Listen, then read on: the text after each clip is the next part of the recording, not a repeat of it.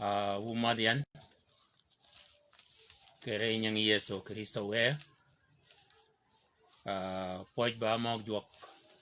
ka duang ba mi kon ane mier ka poj ko ma jam ben ke jo kunya mi kon ke yed mo nyu kunya na ban di shang men shang juok yedwa de nywa ko kun ku wode ma ber go te ko yi ba da manyi kwa je ke juok yedwa kene o yi de kenien o yi ling ku wode mena kala ba nywa ka kan di shang tin ka pa kene o yu kun wa ayal shal maga ye ki Yesu Kristo we wa adwat keno jimaga kiel yide yo malun ge yelo e jok keria nimi ka yelwa e jok kere jimaga kiel de ka nga ber kene wanu chake ke go ke kanyi yanu che nywa kin do ji kene wa kwa jok mot wo wi won yina radaror yina jok mana chwa jama nen kama ga ba nen yina jok mana chwa jama aramo je ke ba jok ba yin Yesu Kristo we adoga poj ke kanyani ke pa kene pio mi dana benokon odwa di yin gije mana yang yi agu mi ke ko bo yi ba kene je ben we ge bi ge yi ke pe kunyimi ge yang yi ke pe ke bene yin aba joge tianga ne ke tianga to o yin o neng dana ke ne na ta ke bang meneni ya kwaja ke bol kanyani ba ke ni we ya jag yin ka we yit mena ling tiyo jag yin ka we moga adwadin ke de pio o ga ka gana gana gan ka ma de ka lo ke pio we ga ka lo ko to ama bene yin adwada dana ko cha ke yo mena bo bot o yi malen ke pio go benogon ke rum go ben ke ta go ben yidore ke ndana ben rum go yong tungu di yin ya kwach ke bol kanyani wo Yesu nimi ka ko bin ke ni ko logo ji yo wal je de go chugo ka ke ke renyingi yo be no do ka kalgan ke bang meneni ke bol kany nudi ke bol kany ba kunyomi ena nut yinyo dori ke bang meni ya chibe ya shingi we yi gogo nimi ka dwade yin we yi ponyi nimi ka dwade yin we yi yeleji nimi ka dwade yin ama yi ko ken yi ba yedi poj ba magi ka dwang ba mi ke bol kany ke re nyingi Jesus amen di chanti gejemana akala ba nywa go ke yin per gotego keno o yirum kere kon kologo yi bada no mo ke yel yiro de yirum ke berji maga kiel mo do ke yel gejemane go ko bian ba kene catholic gake chol ga ba la ga kiel catholic ke chol ga ba la ga kiel ke ba ngamene ni mena bede chol moga ba tien catholic gidi changtin menagen angen shar anu mide kong anu nenin kene ga karatial gen tien catholic magir ke bang ko juwo mana nut go ribe ke jam gaba nen kene gaba ji mo yel wala ganu di yel ki ga yodo kene ganu do ke kan jok ego go war go link woni jok go kwat o ka ben jam ba jam kong me chol ga cha yodin ga ya mal jam mo ne kyo mogni yar yaba ke yo ke pakani o ji mogni ge yide yo ma yebe nyingen da waja ngwen ma yege yeben ka kop mogni menini ba wan ma gwede jal me chola jal duang mi buru jog me catholic nyinga chola Benedictus wanyamenini ko baye ko ba chik maga anudo ba ye ke tien Catholic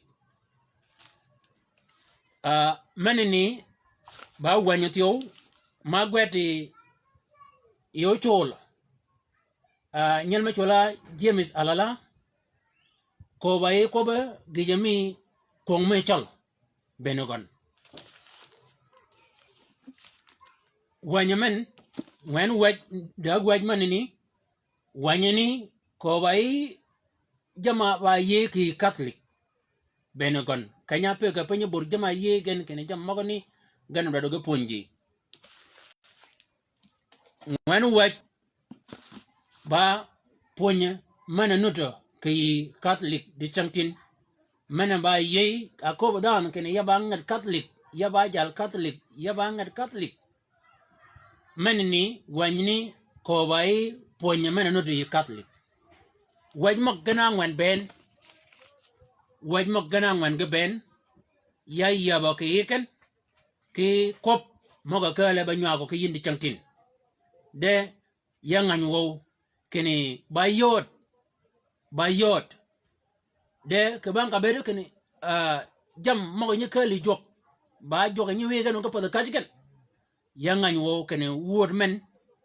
o yido ke dan man o wilo o jok ke word menini yu nenge jok ke pio makwajin kanyo word men lingo yi da tieng man mano de changtin maba chogan ba ya Catholic ogen ge dang mana dangan pada dang ma ge mu ye ken ge dang da ba ken ngana e gong wuai o ngan e gong wuai da ya gi cho nut ma nyom ke nyol Catholic o de changtin man magni bar gena dojen ge kat ge pe wegen ya ba ke ko magni apa nga chon abede keni e jogi cho ganut ke e kan jok ganut ke kan jok gaba kien Catholic ganut apa nga abede keni gedang dang kala nga ke yuwan men wanyamenini cha kop ka kanyini ke kop dang ni ba kene gijamana ba ye ki Catholic e jang Catholic jala duang ke kombur mu jog me Catholic aw ma gwero ke wan men aw mu ye ke kan jog ben gon mi kan meneni ba kene ko logo bed mi un adal e ngan pe guai ka ngan bede wai meneni ba gije meni ba ye ke je ponye mi Catholic ke ba nga meneni ena yodi di changtin kene da ting man meba ting man gaba ting Catholic gedang ke chogen ge pe pen kajiken e ge junga wegen ge jamane ni agwa gan ke naw ke ba ga beri ken gini ba ye ke kan amigen kan mana ay gona ay juagi ginini ana gok tiaw ayudin di changtin tiaw kene jogi chomok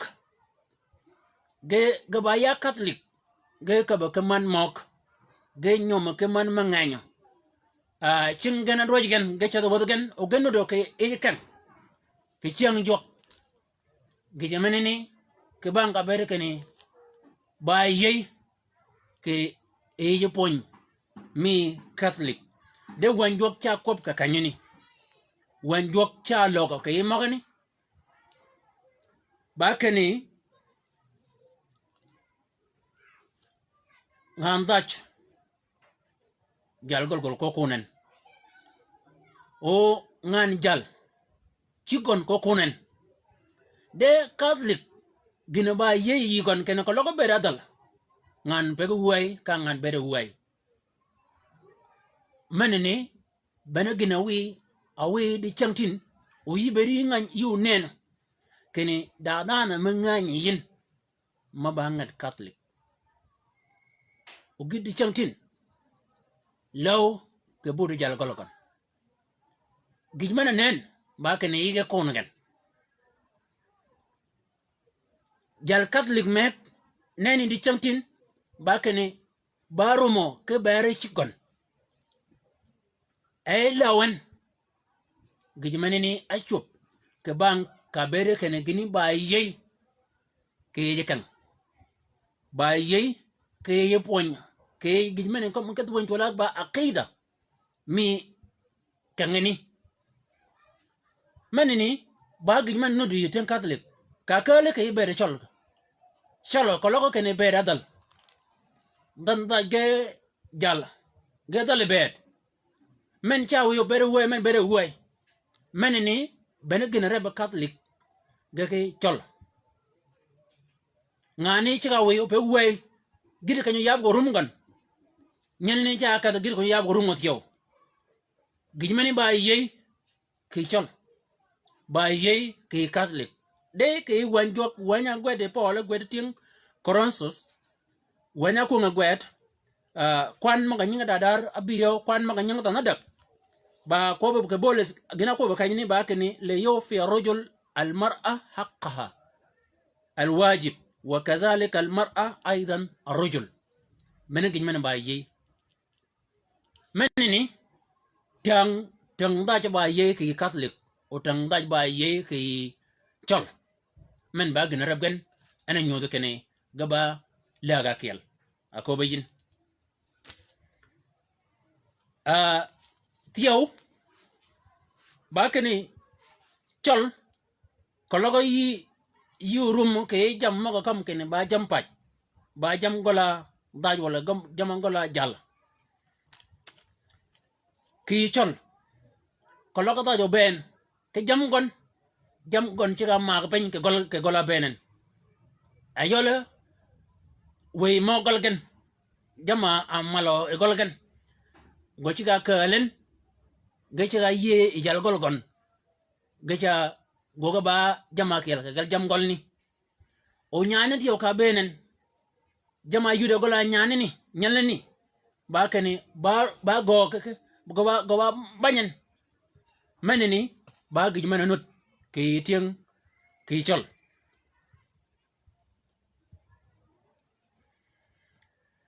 ka benen yi Catholic Yesu akob keni e tega mena mujen ba tiega mi chede ke weloch tienge Catholic bonga chedo ke welojo menudo ke yigen bonga welojo ma chedgen ke yiji bonga bongi mangi jo yin keni kamgen damana ke welojo gijamana anyua ke arabe chol ke Catholic kanyini ba kene jama kom keni ya jam gola nyane ni wala jam gola nyal ni ka dog ngadagen ba kene ge bege baji kologo kenying magno do yigan ka kelgen ka yab tat ge do cha yodo kene juog mo kom ya jam gola nyane yen wala jam gola nyalani gen ge bege baji o go mato ke Catholic tio daji manud marum kato jimam kato jimogni go rumo kene jimogni nut ke ken de changtin go rumo kene jimogni nudo ke ken ka kenya de ken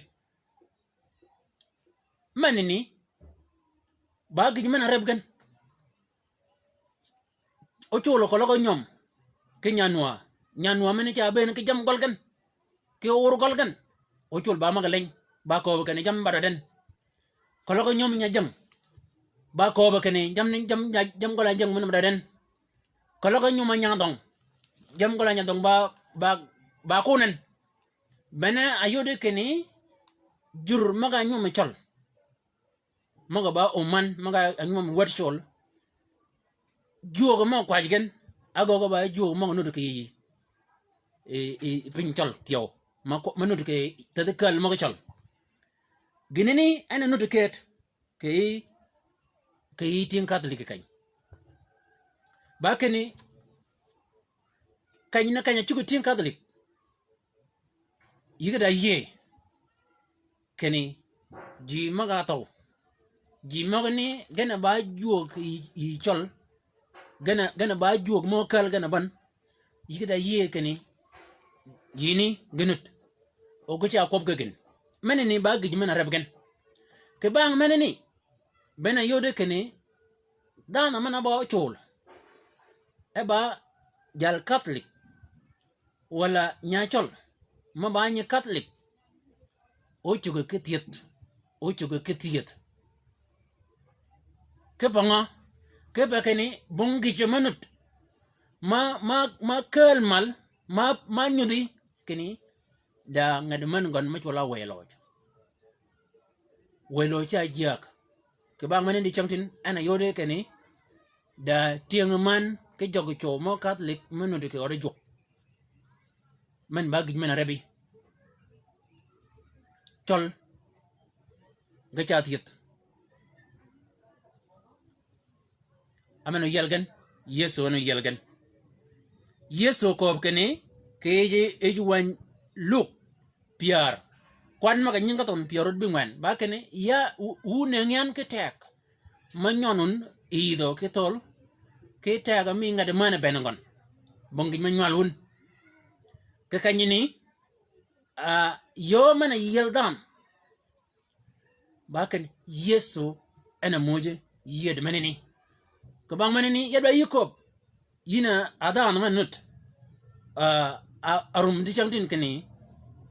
dada no mechugiyin ke theater yacha yikop babanga bere kene iyang kan me kamgen bong chok ke wayeloj men bagij men reba chol ga ka Catholic ako be yin kan ga ba la ga kiel chol yiga da nyok men do yigen mi cham ka kiel de koloko da gipin ma chup koloko da to men da no manak da gi men ko ngen ba chwil men ni eno be ba ka o ke chiang ni men o wi o cholo ba mo da ke pi ke kola kiel gola de dana mi ga na go ke kelgen ba sham gide kanyo o to chok men ni ginini koloko kalin ka womin ke ginan chup ke kan mi Catholic chi ka yo de kene ga ba la ga kiel koloko kene nyandach o yajo wala nyala jal o yaj da geman nun may cham ke kan me chola delwe anyo kam ko to mun chola mona wala ke bol kanyini ba kene nyala ni ke nyane ni ga ci ga chung ke nyot menini ba kene ga ba nyot ke gine ket gide kanyo o yele gina ja padaken menini ba gina rabgen mi chol ba gisham kipi ba madgan gide kanyo yel ko magani Catholic gide kanyo ogo nyom bana ke bol kanyini eno ye o nyanni ga nyanni ga bugan ke gisham mene chola delwe menini ba gija kel ke kel jammo nyodo kene ga ba la ga kel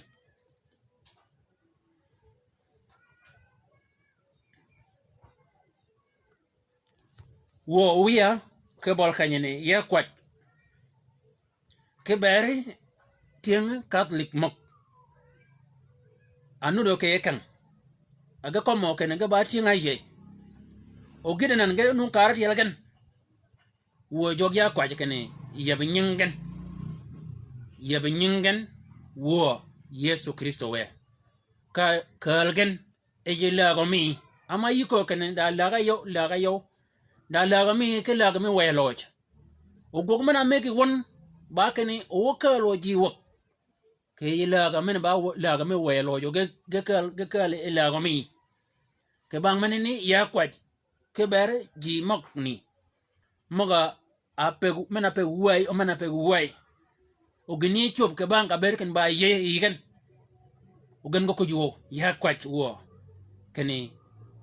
yelgen jugen gonyigen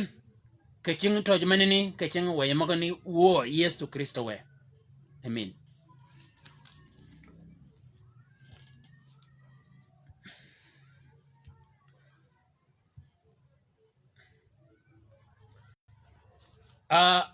Di changtin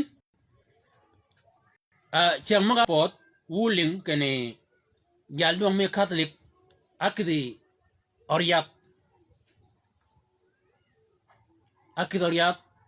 da ameli magogi ameli manini ke ye mi tien Catholic bakani koloka dam ke yiken koloka dam awodi orang mateg shar ka yodo ji ken dan mani ba chugi yelket bakani gine ba ye ke ka yitien Catholic bakani dana mani ni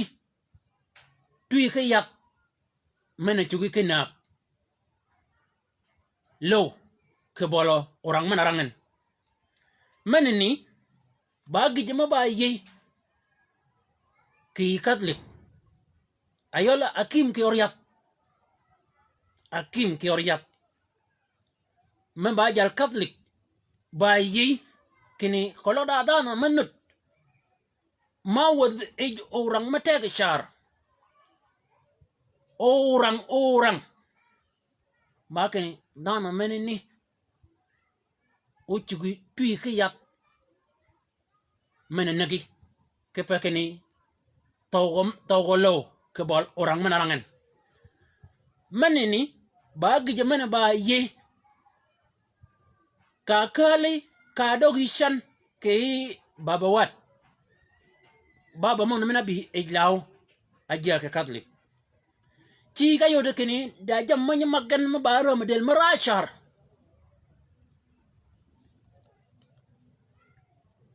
ramadel meneni gino nyole ango nyole chan bakani akim go wad bol kan meno kobugan mano tuige jalni ke yap mana nagi mani bagi mana ba ye ke bang meneni jalanu di changtin gijamana anu do ramay gona bagi jamawi akim mo Catholic utuige ke yap managi jala kun kato jalni baken dagin ma duang ma pegi jomun ma nagi koloko yidogo chan ka gni yabin ci ka yodo kene taw jalni nudo bere ba taw mi yo ci ka yodo kene ba tui ke yanani bena yodo kene ji maga amidu jalni de chamtin ba ji maga da dahar shar ke goriya bena gen anenki akob anenka ko bakane ginu chu go yigen men ba ye tin Catholic ka kel ginini yichol ba di yigen ke pakani yakobani keni chol gake Catholic gaba la kel kidi bena igo ko bian chol chagin mi chol ke jangon bakani ka ben ero do ben da gijma chup bakani chol ye kena dana menini ba wi oto kedgon de mungon chika toro tien Catholic ke jena ginya ba ye yigen bakani chika tuyak o chol bakani dana menini mungo chika toro kene ke ba wi oto ked ba gijma nu arabe chol getin Catholic akobe yin kena ga ba la ga kel yadwa yi ko ke bol kany kolo yi ba wa jak kolo yi ba nya jak o wi no danan ginini ba ye yigen o badi yu bari ye ti o kamani ba kwong ama wu ko bi chamtin keni e kwong ba lan men ba ginyu ba ye yana ko ba kiyinan da kwaywon ma ber ba jak mungon asika tor atora man atora nyewan ni ko la yigana nyiman o gini ba ye de watinga ye ki Yesu Kristo we ginini ba ye ki ye ba ye ki tin Catholic kan dan menini karangan ko rangai go rangen tui ka yak mentawan o ba ye ki tin Catholic kan dan menini ba jak ba kan ko wi to ket e mun ngon tor gijmani ba ye yiken man ba gijmani arab gan kan ga ba la ga kel de wa atinga ye ki Yesu Kristo we adwa de keni o jimongni kon Yesu kerie kologo wi ba jak yicholi ba nya jak yichola wa jak bene gina gog aba ye ki yun o ba ye ki Catholic ba ngar Catholic ti ba ye ana yode ken de changtin jamarama ke deleji yigan dagin mara bagan ki jamba ye ke kan man deji ya yanga rip ay ya ka dogor konini me ko be jok ji nit ma yodi akuni ma ba o kwer yiga da ye ke jamarama ke deleji jamni ba ye yigan kangani bongdana kelma bo kwer ma yodian e bongi mara makere jigen ma ba tinga ye bongdana kelma yodian e bongi ma bara makere apa nga oktober geneni ke ba ye yigen kenedan warorang ema yeso ko kene wamnorang orang ba ye yigen jamaram de ba ye yigen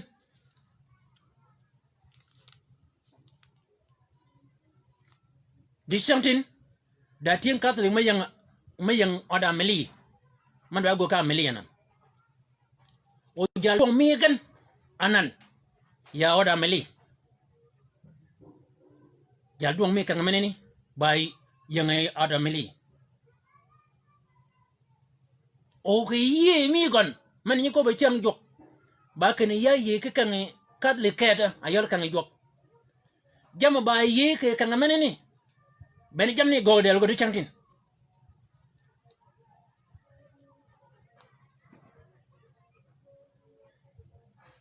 ya cha yi kop keni kan menen de yin jama ba ye yi kan ni jamni kan ga go ke bedami ke ba meneni ye Yesu ana ko keni abi be yaldan ke yorang men den abi be goindan wo ke yorang men den wo Yesu Kristo we ya kwat ke bol kanyini ke pe kwong men ba ye ke Catholic ke chol ke kany ke ko ba nyigdan ka kom lab kany ya kwat yelgen ke chingi we maga kom yin ke ne gogon ba gon nak ama bere ke ya awon ke ne cha nak go ba gon nak anan abi e kelen ke dite kene dana muje ke yak we go kele ke kanyini e ba ke ne da chien manut ya kwaj wo wi ya ba ke ne jogji mok ashingen dwada kwanya anaga ka gologan ba pil mana anago jemak yelgen gonyen Yesu Kristo we kepa keni yi bibe gonji ke chingi jaman wa nagen yelgen wo Yesu Kristo we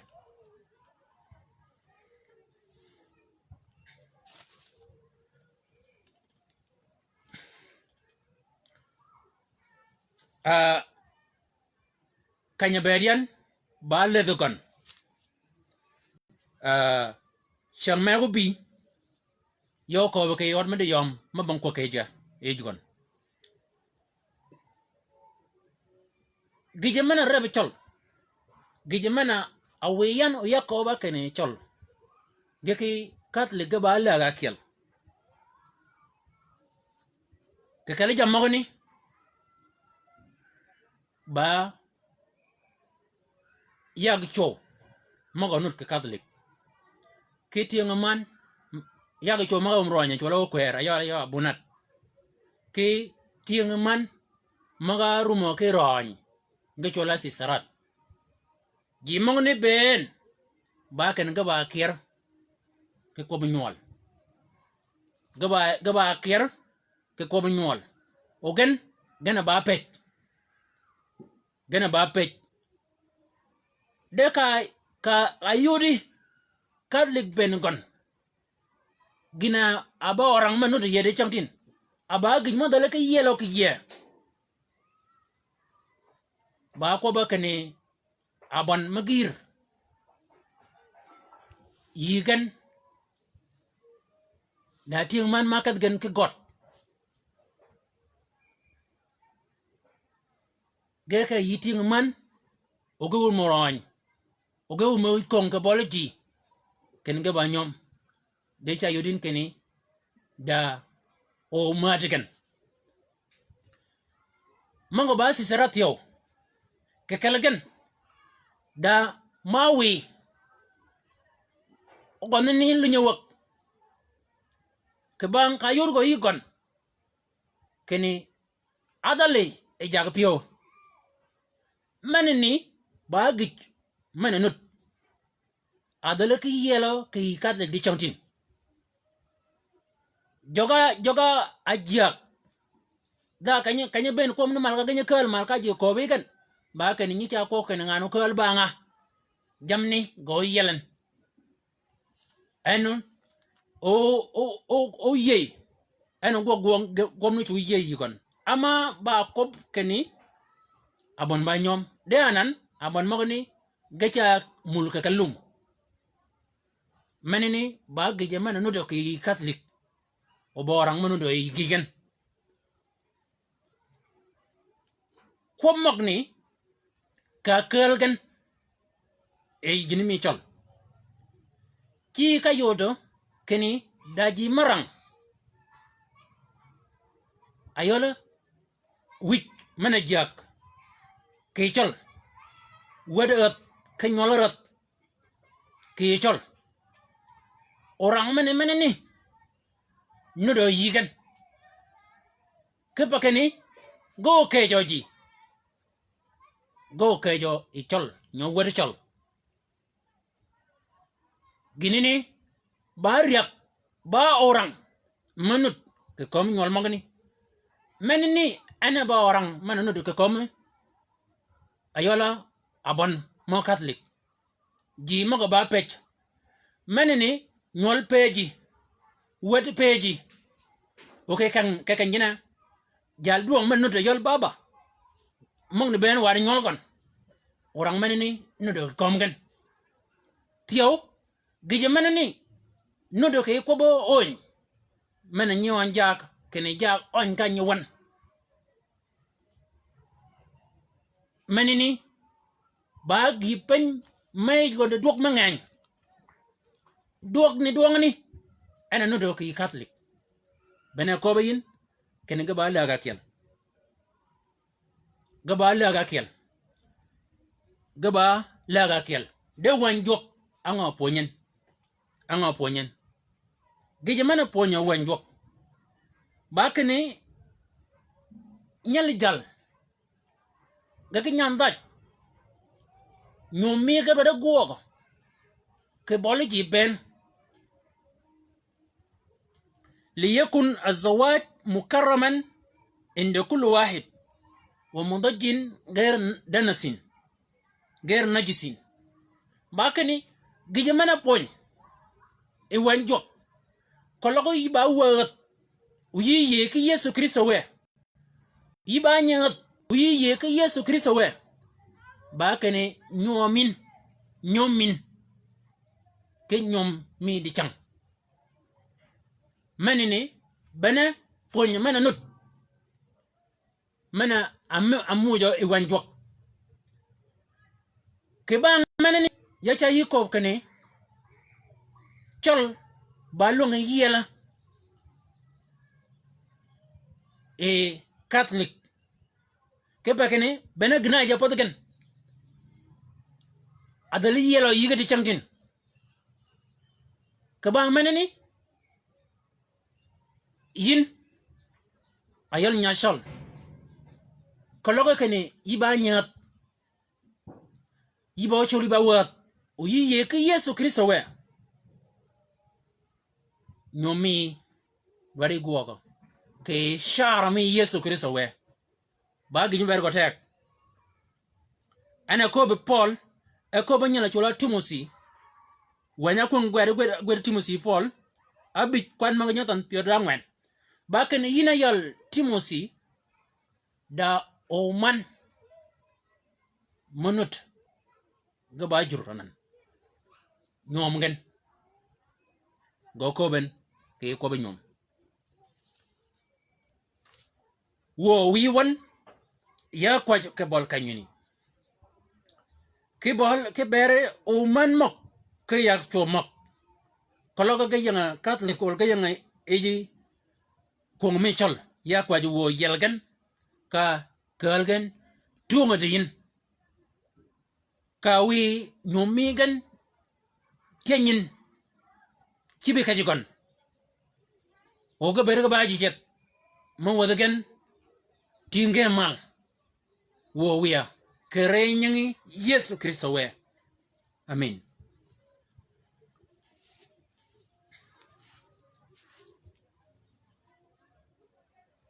Catholic ga ye kene may Yesu e nutu keken o yi go nyin nyondo ye ayola Mary may Yesu ma kene nudo keken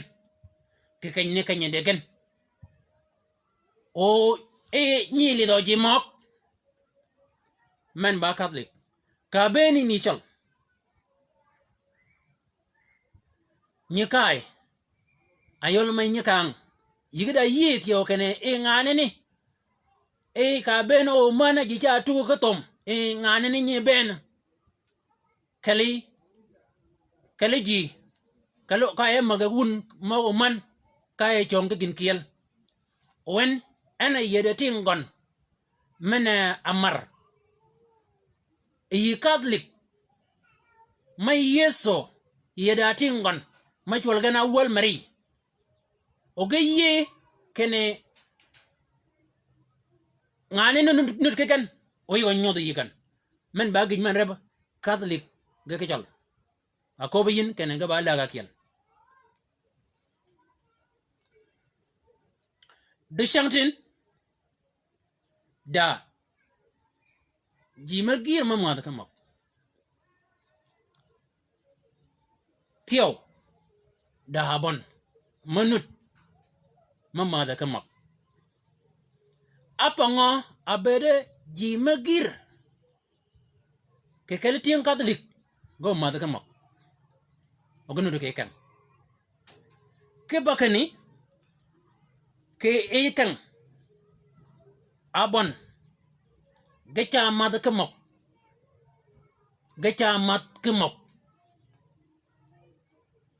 ginanya kom keni ba mo nawala anani men atole jogni pi o kwere ali nyindulu ka yi ngor joka ka bene kene da gin menyi kidi ko menyi kudi pi abon yo kwere meneni ba mok o bene gije meneni ena apeja o kwere mangan ke Catholic ago ga ba jo mok di changtin meneni ba gije mena pejen imok moga ke Catholic ba ye ke yigen ke bang mene begen di cha ma mok manganyo ke kalgen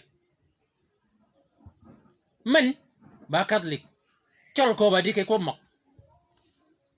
bongi ngo chol ma bang mogere ko laga nyom ko laga yok mok ba gi jakel mo ba ye yigen ana kom gan ke mani ba bir nyikang Catholic go ko kene meno chaka Yesu Kristo we e mogani o cholo ko kene men ba bil mi kwayegen men ba gina rebgen bene akoba yin kenya tieng Catholic mo ma da kamo ko loga ma da kamo ga ba tieng man wala ga ba jogi chow gije mene ni ashup ke banga bede kene gini ni ba ye ke kan o yigen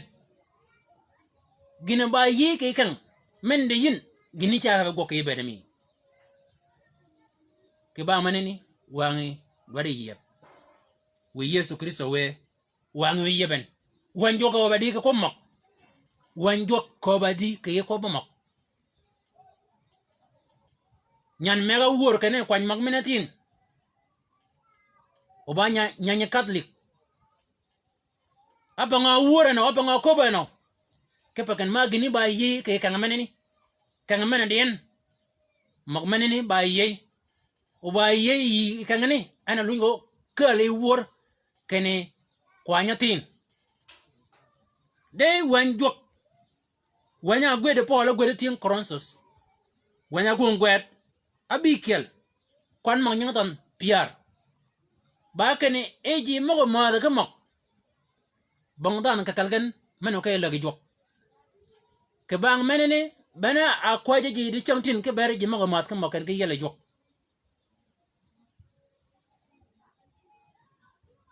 atin Catholic di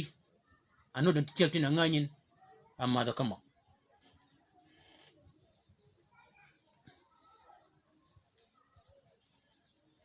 ka piyejen gacha ko wa ya Catholic ya bangar Catholic benegine ko bayin ka ko go yin ke ya bangar Catholic ya ba jal Catholic ba kene won wo banawun wo ba ji mok de Yesu Kristo we cha ko ba kene e dana mana mala ka mak yang e toch o do pa do ke toch bene ko ba kene ko logu go nya dana ke dir wu beru ba gon men ba gina rebo tien Catholic ga chol be ken ga ba la ga ken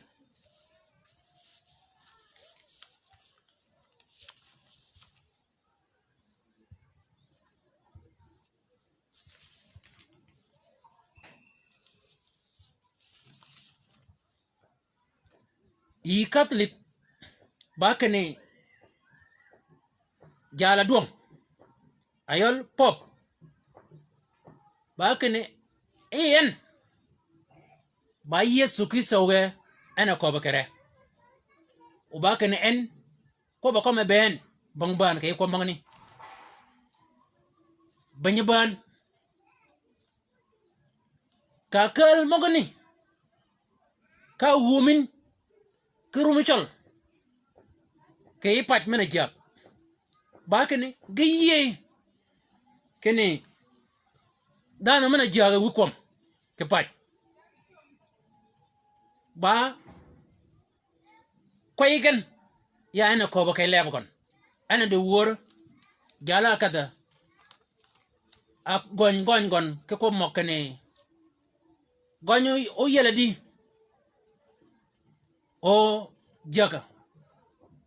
gechera ka mak kanda magsuk kanda tabub jammangan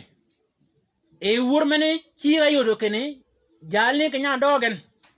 gina akobe ed ka wangani ba kene maga amujo enye kang ba kene ganuru gogo jak ke wurmene ni hira yodo kene jalne yeda ye ke kanya akobe ja ale gon nulu da jala jaga ka wangani da ba jala jago ke e jala jago menini ba gi mana reba Catholic gake chol a berge ba la ga ken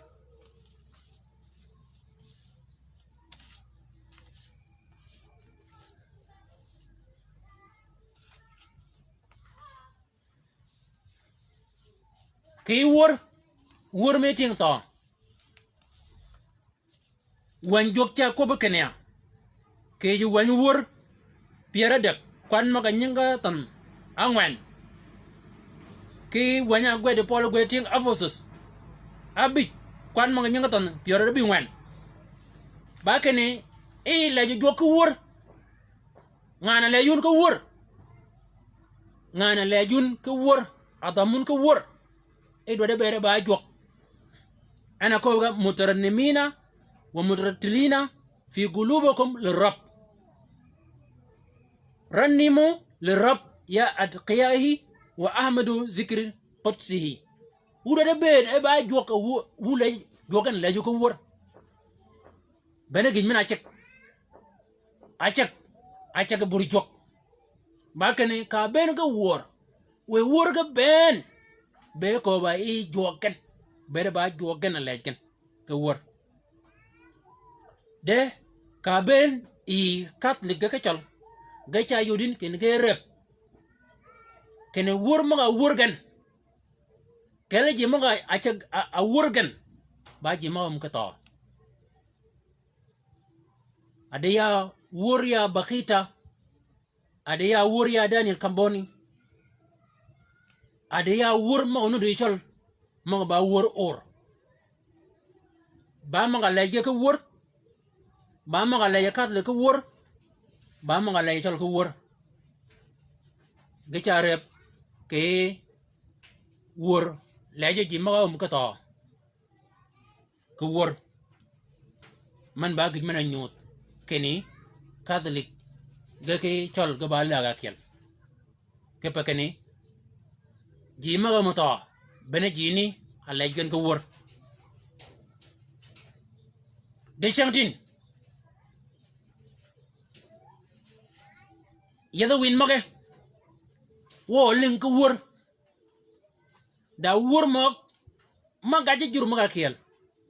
da wor ma gwada ji ma ga kel da wur mok mai shi ki pedi ka ren ka juju kat ka gogo graj da wur magri ma wur o jiba jini ka bangijin ayudin keni go wur ka wur ma mal ji ma ko to o gonu do kay kan jog go wur ka wur ma lay jog men ba gëna nut apa ngo chuben apa ngo yore kene go chonga ko wor pot gan go chonga ko wor organ apa ngo ke banga bere kene kan men de gan genini baye ke yigen ke kan gan daya Daniel Kambon ma wor gan ke kan gan daya Bakita ma wor gan ka luy wan ga gol gan kalun gwan gan ke yai mi pot gan daya jangani ma wor gan tiyo ke pakane ga ba daga kel pongu ban wo Yesu Kristo we ya kwaje ke berle mogoni mogono do ke kan mi ga lajin ko wor o ka bene jong mi pot gan ba en apiaji ji mogni ene kwan ya kwaju wo wiya ba kane wi dan man jugen we yot kene ba dan mayang e la gomi ke ba kane gijmana nyudo kene ke ba dan man e la gomi ba yin yi kedi yina jonga choji yina daman ko wor ama yina mira ko wor yina mira ke dam ko wor ya benyingen wo Yesu Kristo we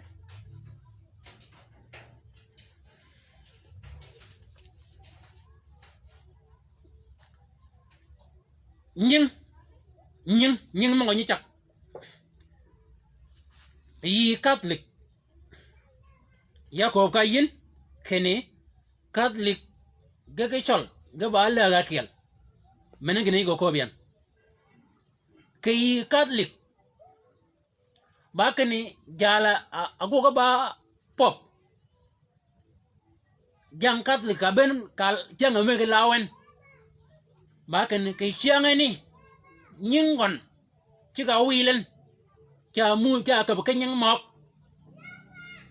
ba phong ngó à will có nhưng còn ba cái này ba cái này chiang ô tàu Catholic cha pe pin cái bur o chứ cả rồi o chứ cả đó cái chứ cả quạt gen chứ cả cô gen cái này in quạt cái berwan men ba gida kiel riogen ba cái này nhưng còn kau me to nhưng ni chứ cả me cái gì mà cái đồng gen nen cái jua cái nhưng jal ni ba ya pango jua cái nhưng jal ni ba cái này ya jal ni eno go cái bergin ji ma jua cái nhưng còn ya jini ya jal ni eno go cái bere ji ma ni cái kunde jok gijimen bena anudo cái Catholic e waj ma ko ba yitini ke waj ngwan ma kalen ay ge ranyan e ko mo kam ya yinan gijimen ni ana rebe chol ye Catholic chol da nyin manya ko mo chol ken bakal idan manini achiga kal ngana kal yen bada mum kto de idan manini gado nyin on meg nyagini ni karumin nyingini chiga meg nyagini nying ma yegi tinkal ben ke chiga yum maga muju wi maga muju mai nying ben maga benut ben ge chiga yum kebe chiangani ba ke nyagin tin manini amma ga gijma tege shar ka ke jokid belit ka gijma na nyodo we ke chiangani ba ke no wel nyingon meg nyingon dan manam kto ene nudo ke Catholic ba ke nyingi chiga wil yinen ke nying dan mum kto udan manini ba ke ya eno gogo ke beri ke ba manini yakobo yin da mana ye ke Yesu Kristo we nyoli ye buange nyoli ku chak yin kenyin metaga kujin megina wangen kujin chak nyin nyari kenyin madoj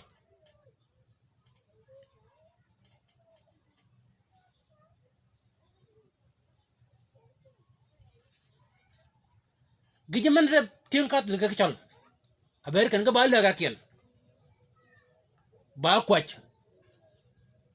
ke yitingam ka to ba kwach ke yitinga ka to chol yiga da kan ma gergen agere tingam ka to o Catholic yiga da kan ma gergen ma ger ka chak nying ji ma ka to per gina chagi nying ji ni ba ke ni idana mene ni ba eno linkwet mi ji ma ko ke kan ni dana mena chak kan ni ji ma bi kan ni ba ken ka kwet gen kwet mi gen o loga ngana a chak kan ni men ba gi men reb Catholic ga ka chal ke ko ba kwach ke yiji magom ka to kolo paun da nyat kan mi nyat do paun ting pau mo bi kan mo ni e kan ni ma kan ga kwaja yi nyat manini kolo ba markas kolo chola ba markas me Teresa wala chola me Kamboni ma kan ji mo kwaja kan ni ba ka gicha kwaj e ga kwaja yi jar kan ni ayola Kamboni manini ba gana repchol ga Catholic akobayin kan ga ba la ga kiel bene gije manini ana adal cholo ki yela e chen Catholic ke pa kan ga ba la ga kiel ke pa kan ga ba la akiel do wan yok ta ko badingo كيجي وين تسنية 18 آية 11 باكن إيوكو كيجي ما هم كتو دا ما هم كتكم لا بكيني باكن إيوكو بككر بدك نوكات باكن إذا أنا ما هم ككت bongi mi chugo yo ke ke berji ma don kominkin pomo yo ke look pioro da bikel kwan mo nyotan piara yo wida bikel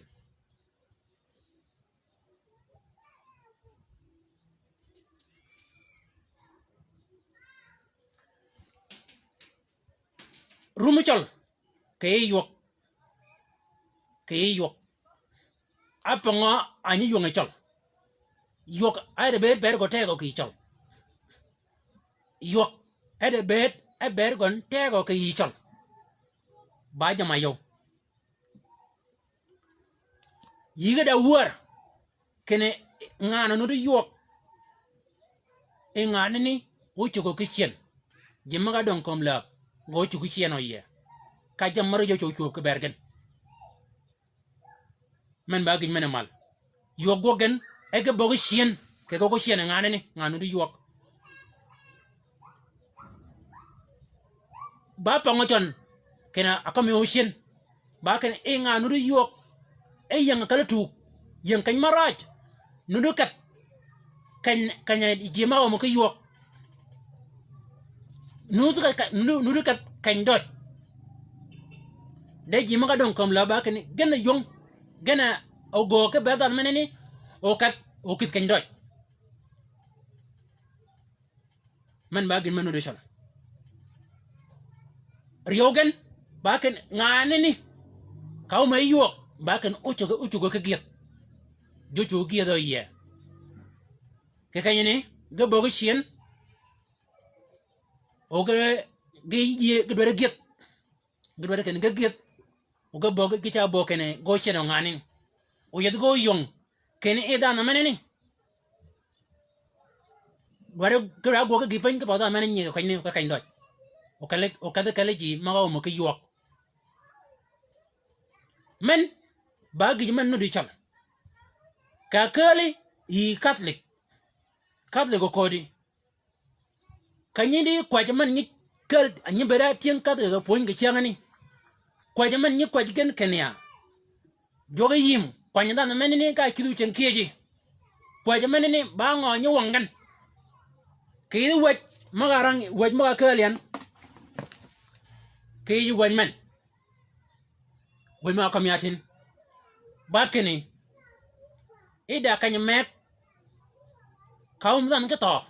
ida kany mek many chip dan modi kanga bede nudu ka budi jok yo kany ni ba kany ni luok ji ke ji chod mi kan o kaum mi ke luok o shia o kade e la kada budi jok deke pe ogini chup baken jima don kom la bagana kwaja ke bere dano meneni ogini meneni changa kel daniel mek marang e catholic amagram del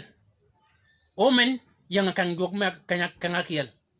omen gaganyi men akobe kana wun mena ko loge oto ko de tien kan amagu makalun kalu tien catholic magon kanyini ke yitien ka dik tolgana muthara kanyani luogi ke kanyini ke charep ke chol ke kala tu mena kama chol kenda menu yogan kala tu yang ngay yorang tienga don kom la bagana go ke bergon o kala kany doj ke chol o tienga don kom la ke catholic bagana go ke bergon o kala kany doj men bagan rep chol ge tien catholic benadale cholo ko wilo ke tieng ponya mena ponya catholic chiang yok joga ba joga yen a jok ba gan ni tada kala ji ke cha ji ki wir ke pi man ba gan ni go gan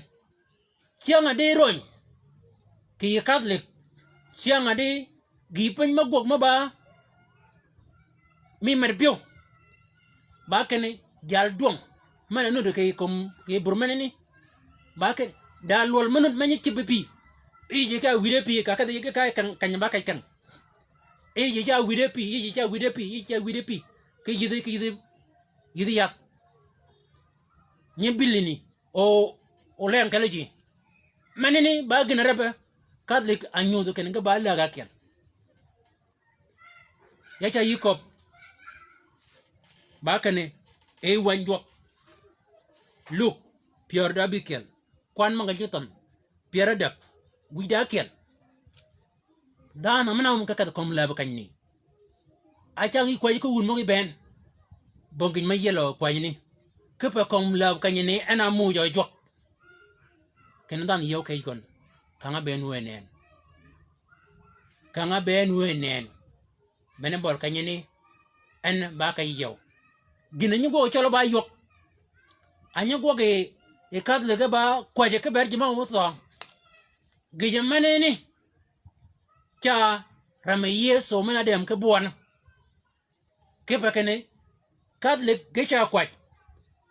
o chol ge cha muj kiren ge kwaj ka berdan ge muj ren ka berdan o ke gina mujo alok dan baram Yesu Kristo we ko logo yu mujo ke gi pen ai ba nye jok mek ba yok ko logo yu kwaj ke berdan mam ke to u ba kel ke Catholic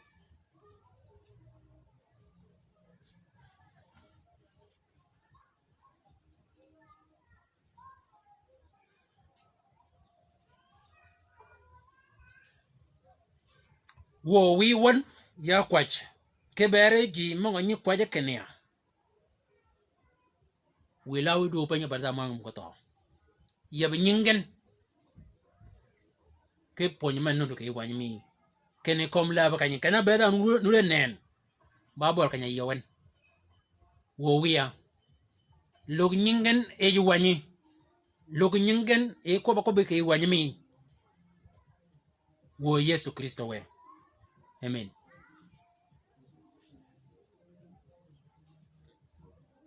jama yaw adochan benegana a chige ko maga kanyni king Catholic jogodong mo bur jog mi gan mo bur kangani tiang ataw gan ganye ko nye kan man yang mulki ke makal jalwang ako nya kanyni kan man yang madriyanan jalwang ako nya kanyni jala no nan ba gan cha lu yeb ke yo o gere ke kan man go ko nyi tiang tawen kakal ko magni ka womin ke gin men go chol yo man nyi ko ngan pa ke jak ke wed pa ben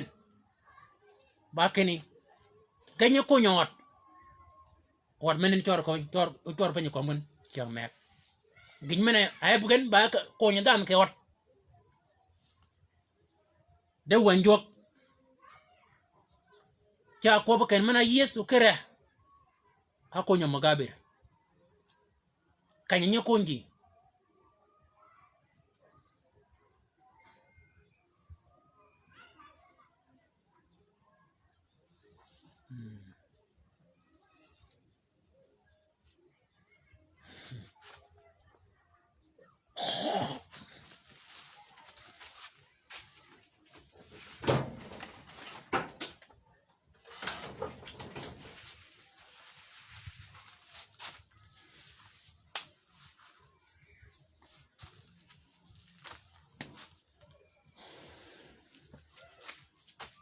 poj ba maki ka dong ba mi ke pekeni ya bana ban yan ba ke ya nyot ken dong ajama yo womon rumdana bimal ya dogi poj wo Jesus ke pe dojo mi ke pe ponya mi ya kwaj wo Jesus ke berji mako ke beleng wot menini wi you go ke yikan ka wi yot ke yikan wo Jesus